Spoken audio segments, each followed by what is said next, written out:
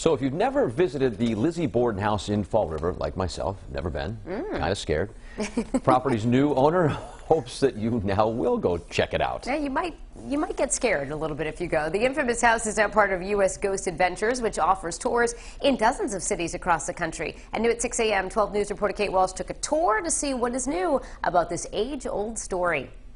Thousands of people from all over the world over the years have toured the Lizzie Borden House Museum, some even staying overnight if they dare.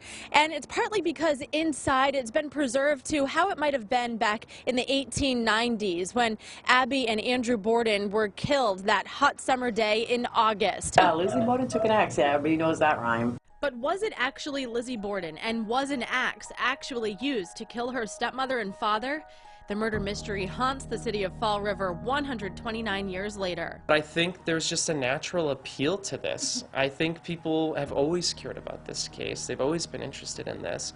I think it's never going to go away because no matter how deep you dive into this, you end up with more questions. And anything like that is going to be appealing. Leave your assumptions about this case right at the front door. Mrs. Borden was hit 19 times, Mr. Borden 10 to 11 times, yeah.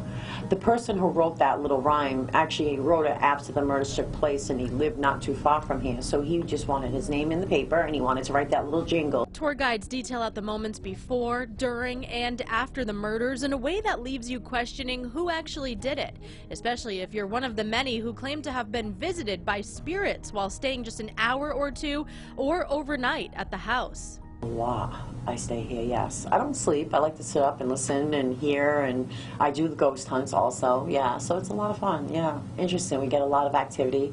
You can hear, sometimes the doors will close. You hear whispering, but you can't make out what somebody's saying, you know. You're wondering what it is. For years, guests have been able to sleep over in the very bedrooms of Mr. and Mrs. Borden, Lizzie, her sister, and the maid.